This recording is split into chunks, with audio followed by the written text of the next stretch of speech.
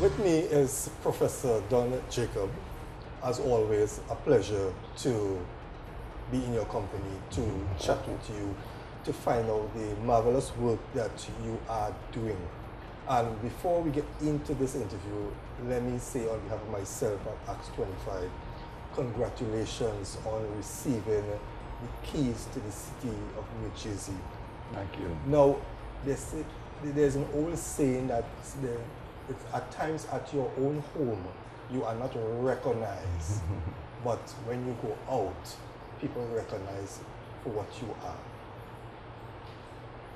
Tell me, Professor, that in your feeling, as you sit with me here this morning, receiving the keys to another city, not the city or the country of your birth, but your second home. Thank you. Tell me your feeling, what it was like when you heard that you were nominated for such a prestigious award. Well, thank you very much, George, and all my friends in ACT, and all my students and my family members around Trinidad and Tobago. You know, thank you all so much for tuning into this program this morning.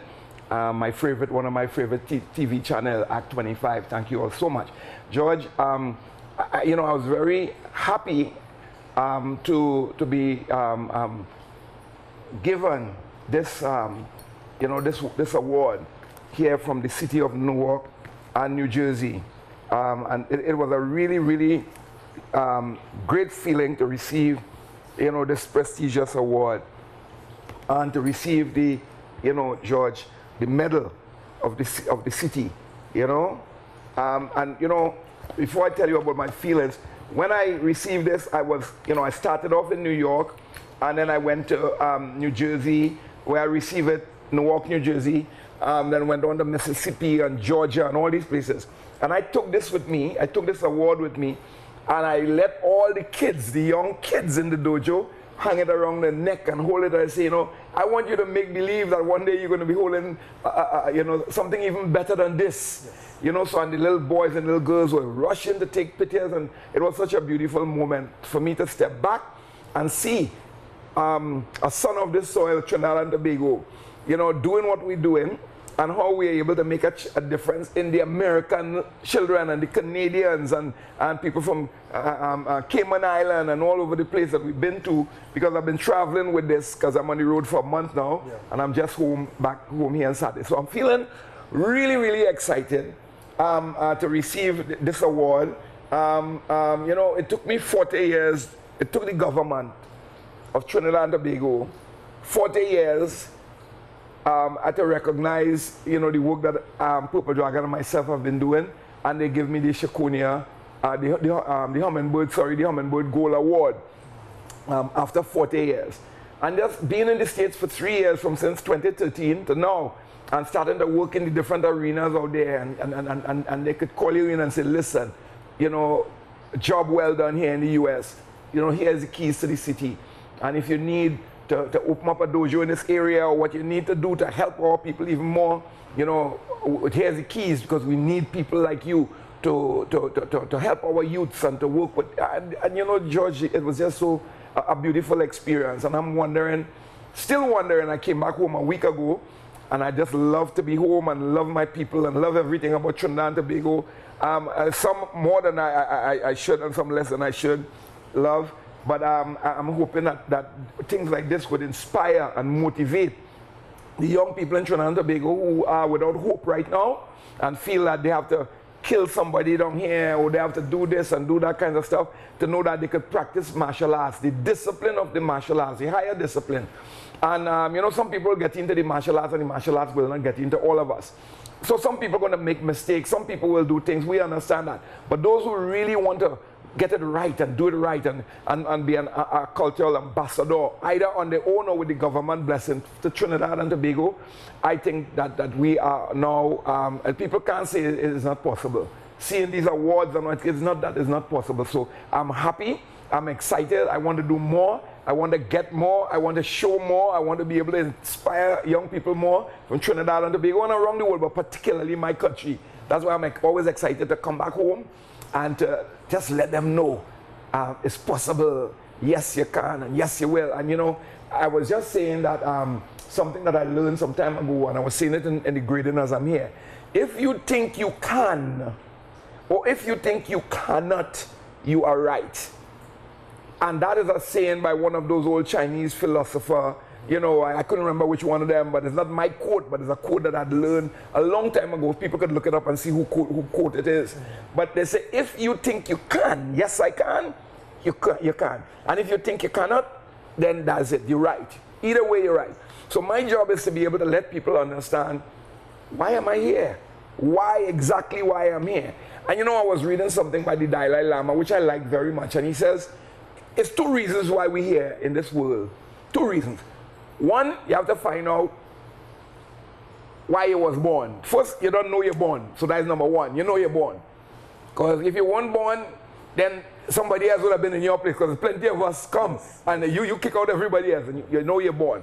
But why were you born? What is the reason for your birth? What is the reason for your exit? What's your purpose? Yes. So people have to figure out, why am I here? What am I going to do for the rest of my life? Am I going to just born, die, and never live? Or am I going to live and live my dream, live my purpose, help my country, help people of the world, make a positive difference? Don't be a terrorist. Don't terrorize your own self by not reaching where you have to reach and stuff. And achieving what you have to achieve and doing what you have to do. Don't inhibit yourself, you know? And so these are the reasons why, you know, I'm pushing Purple Dragon, I'm pushing my martial arts. I'm thankful for all the people like you, who would always give us an opportunity to give us a voice and let our voice go to a useful ear that would listen and be inspired and motivated and will take action. Because only 3 things can happen. You have a thought, and when you have a thought, you either have an action to the thought, you know, or you have a word to the thought. So if you're speaking, then people will know what you're thinking. And if you're doing, they will know what you're thinking. But if you're keeping quiet, nobody know what you're thinking. And you might be thinking something beautiful and you never say it out loud. It never get a chance to take root. It's just those 3 things. So I'm hoping that whenever we say something, people think something, they say something, and then they do something good, and we'll just be, you know, lifting our country all the time. In spite of recession and low oil price and all the violence and all the people running from different countries to come here, that is a good sign. Yes. When people leaving Venezuela and leaving Jamaica and leaving everywhere to come to Trinidad and Tobago, it means that there's some bread basket here, there's some comfort here. Good, yeah. It's right. There's something good. I mean, the Trinidadians might be angry and say, oh, these people trying to come here, but Trinidadians, my grandfather is from Grenada, my grandmother is from Grenada, my father is from Caracou, my grandfather is from, you know, so all day, ever since people come in, this is beautiful. Western, yeah. Yes, like a complete West Indian, you know. So it's something beautiful about our country. It's for us, the martial artists and the scholars and the school teachers and everybody to come together and keep helping the young ones and giving them hope. Stand up straight, you know, say good morning, say thank you. No, not just good morning, mommy. Not yes, yes, daddy, yes, mommy, yes, sir, yes, mom. Yeah, you know, and so we keep working with the younger ones. You know, we have police programs, and I know you're going into the prisons these days. I'm following you on Facebook and stuff. I'm one of your fans on Facebook.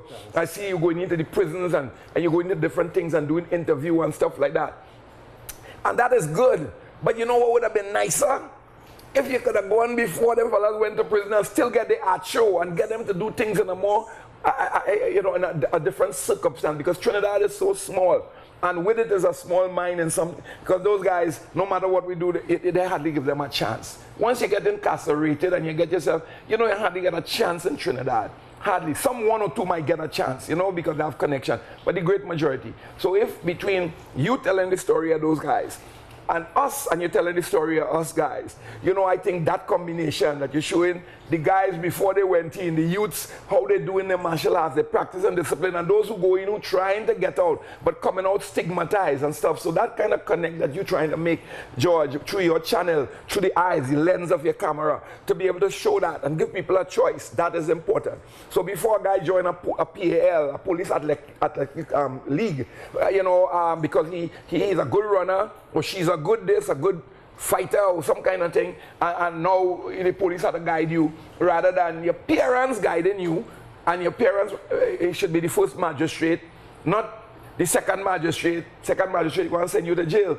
If we are the first magistrate, we keep you out of jail, you know, and stuff like that. So I think all those things is what we need to be able to do, and I think these awards, receiving these awards will show people, look, this man born in Trinidad, I come from Mont Diablo, you live in Siparia, Lavantil, all the rough areas live there. And now I'm living between America and here, doing good things for my country, over there, doing good things for there, over here, and stuff like that. And I'm really excited about where we're going. George, what we're doing now, this book is just out only to a few people. And this book is Purple Dragon, Marketing Warfare for Higher Profits. We're taking Purple Dragon to a different level, a more professional level around the world. So this book is released in many parts of the States, Canada, Australia, England, and we're going to be releasing it here. The martial artists who want to be able, parents who saying, you can't make a profession out of this. This is a waste of time. You don't go and get all the subjects and this and get this job. And then you can't get a job, you don't have a passport, you don't have a visa. You're studying the wrong subjects that you can't get no job for in the country. We're trying to see if we can do things to educate people and show people that through your sport, regardless if it's track and field, boxing, martial arts, selling doubles, whatever. If you're going to do it in a business way and stuff like that, we're showing, in particular, we're focusing on Purple Dragon. How people could have the academic excellence and how they can have the martial arts excellence, and either one would be able to help you to get out of your misery. So this book will be coming soon to martial artists in Trinidad and Tobago. It is 242 pages and stuff, and this is the last book I did. It just came out, and this one is just a notebook. And it says, My Little Purple Dragon, a book of big ideas. So this is the next one out here. And as a matter of fact, it's just a notebook. It has nothing in it. But what I'm encouraging people to do is to have nothing in it. It's just empty pages. Put things in right, but to put things in it and put it right, big ideas, and then try to publish it. See, you start here, and then you end up here, and then thousands and thousands of people will read about your books. Maybe millions of people, your name go out and stuff like that. As a matter of fact, I want you to have this one. I want you to fill it up with your ideas and stuff like that, yeah? Thank you. So put all your notes in here when you help to put your book. Maybe I might be able to help you to publish and all that kind of stuff. So just write in it. Now, if we could talk a bit about you on a grading exercise going through the Caribbean and other countries. Tell us about that. How has that been going? Well, that's good. Well, we started in New York a month ago, and then we went from New York to New Jersey to Mississippi to Georgia to Texas to Chester, and then we went on to Cayman Island.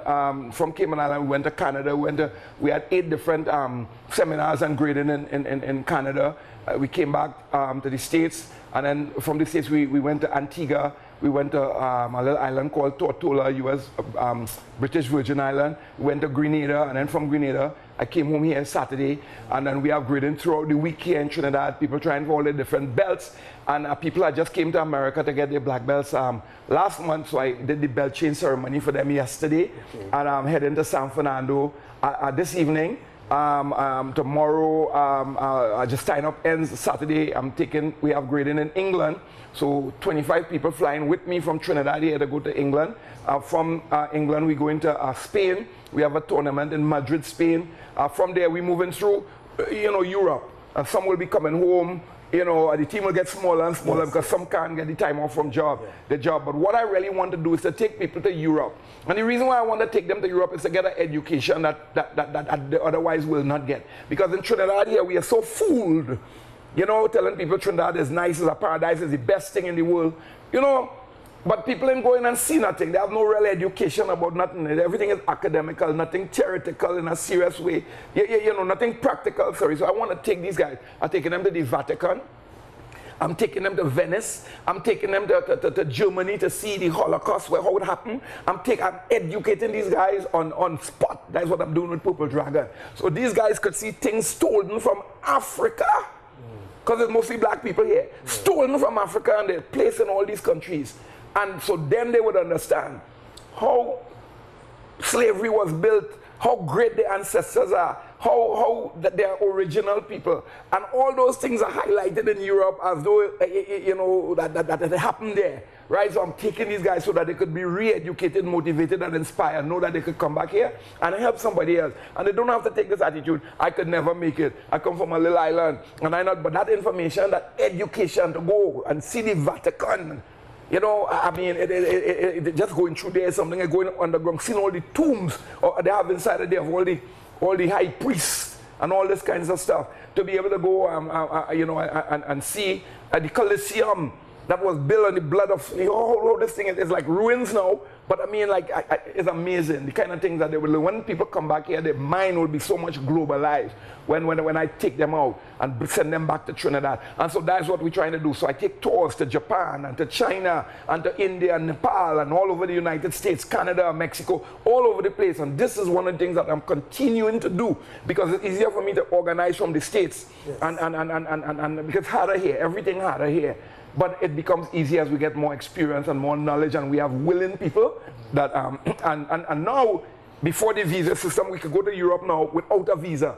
So we going through England and we could go through Europe. When they think we're getting too much information, they'll start to block us off and say, well, look, you all have to get, because now you're getting educated.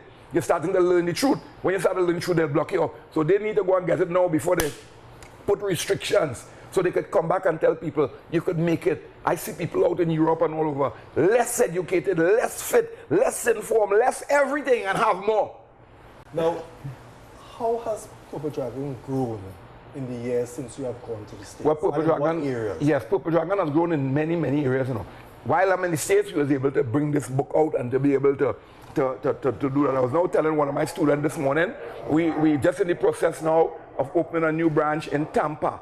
So we're going to open up in Tampa. One of the black belts, Donald Hughes, just asked for permission. So we expanding into Tampa. We expanding into a place called St. Thomas. St. Thomas is a U.S. Virgin Island. So all those areas is where, you know, we're building back in Grenada. We used to be very strong in Grenada. We lose some ground in Grenada because things are rough in Grenada. Yes. So we're now building back Grenada. One of the reasons why we go into Europe is to be able to put seeds in Europe to try to get Purple Dragon into Europe. Well, we're already there, but in England, but I'm talking about in Spain, in different countries, different European countries. You know, we really pushing to be able to get Purple Dragon out there. The thing about Purple Dragon out there is with less effort, George, the people out there who don't look like me and you, the people out there see the pity right away. Right away, they see the bigger pity. Well, that was bringing me to my next question. Right? I wanted to ask you, is there more of an appreciation for Purple Dragon abroad than locally? Much more. Or even in the Caribbean? Much more. We have some core people here, a couple hundreds of people that is core people that just understand it. Like some of the Shehans and the top guys who with us for 15, 20 years, some 40 years, and they're still here. They understand it. But there are a lot of people who feel that when you're into martial arts, this kind of discipline is a waste of time. Parents say, oh, I think you should go and do it when you leave school. But when you're watching these school fights and the killings in schools and all that, it have no discipline, it have no order, discipline going. But when you look at the people who getting in trouble, it's not the martial artists from Purple Dragon. It might be some people who have a little martial art experience, but they ain't from Purple Dragon. Purple Dragon have a good record pretty much of getting the students, our students, to keep out of fights and keep out of trouble. And if any Purple Dragon, 9 out of 10 times, is the ones their parents pull them out and put them into the violent system. To the mercy of the criminals, and they start following that way. I'm talking to an old friend of mine. Her name is Joan Porter. When I come back to Trinidad, she and I have to get together because she writing some books too. And we had we used to really, we were friends years ago. I used to support her when she used to run, and you know, I used to hang around Hampton with Mr. Francis because I always liked sports. And Joan was a sprinter, you know. Meters. Yes, man. And you know, Joan and many others, and they never get the recognition. And she's a principal of a school. And you know, I feel very sad. We had a phone conversation when she said to me, you know, I'm going to be retiring in December. I can't wait to retire because to deal with these kids, it's so tough. And I said, oh my God, boy, Joan feeling the stress.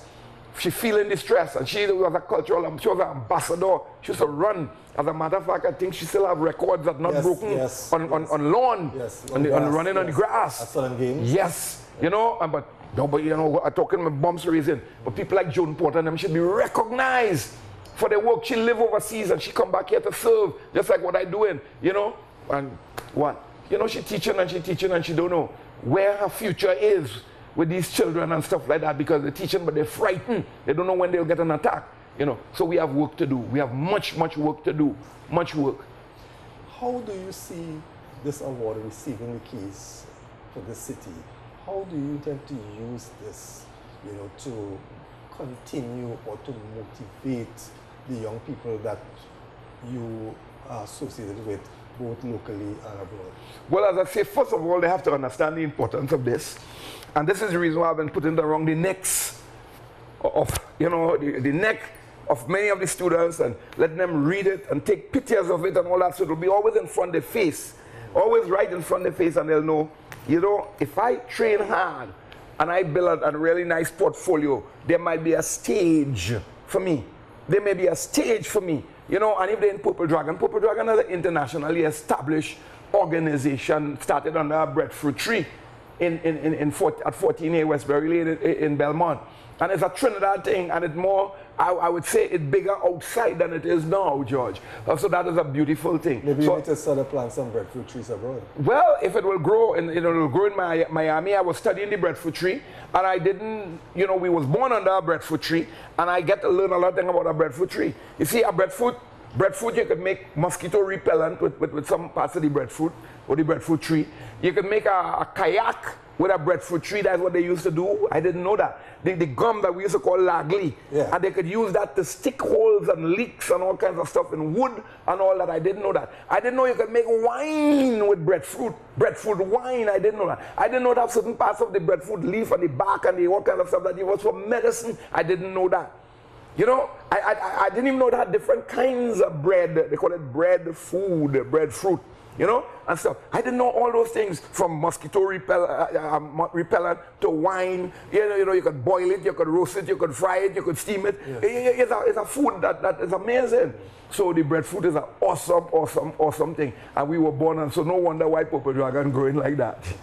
Yes. I want to give you the last couple of minutes to speak to your students, you know, your supporters, because it's only when you come back to Trinidad and we host an interview, you know, a lot of people will have the opportunity to hear.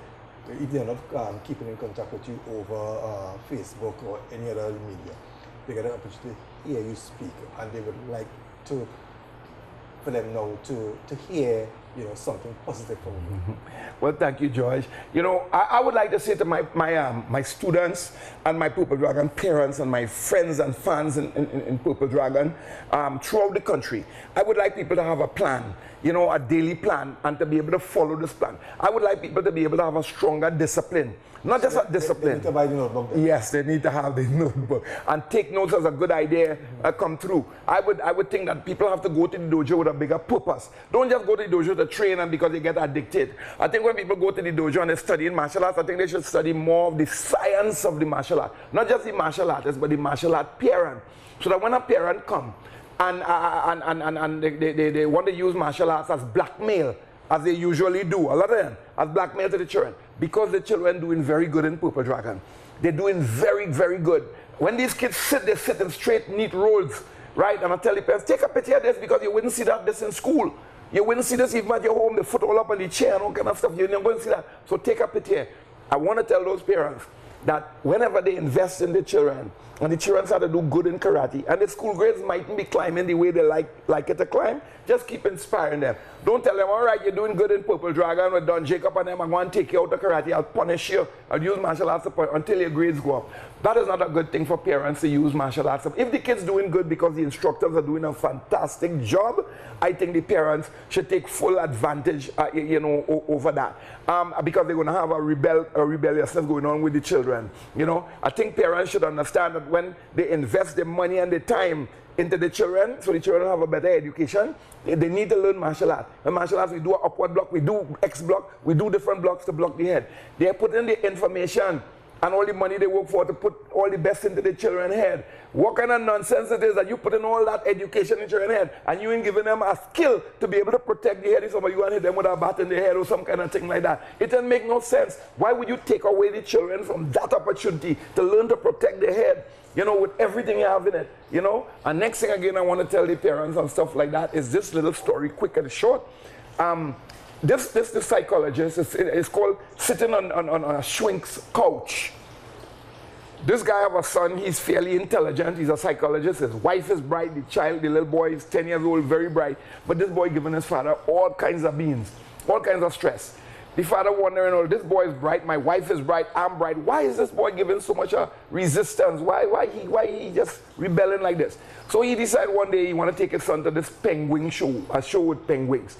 So intermission time, he said, go and get yourself some little, whatever you want. The little boy come inside with a little stuffed toy penguin and stuff. He realized the boy liked the penguin. He went out and asked the penguin trainer, you know, how this little boy, how you getting this penguin to do all these good tricks and all that? He said, anytime the penguin does something good, we reward the penguin. We reward it. So this man saying, but you know, my son, you know, the bright fella, I better try to start to reward him. But he realized he liked the penguin. The boy was rebelling at his father because you know what, the father paying a lot of attention to everybody else when they come to sit on his couch because they're going crazy and he healing them. But when the little boy do something good, the father ain't paying no attention to him because the father expect him to do the right thing because he's raising him right. But whenever the boy one time with the father, you do all kind of thing wrong because you're looking for attention.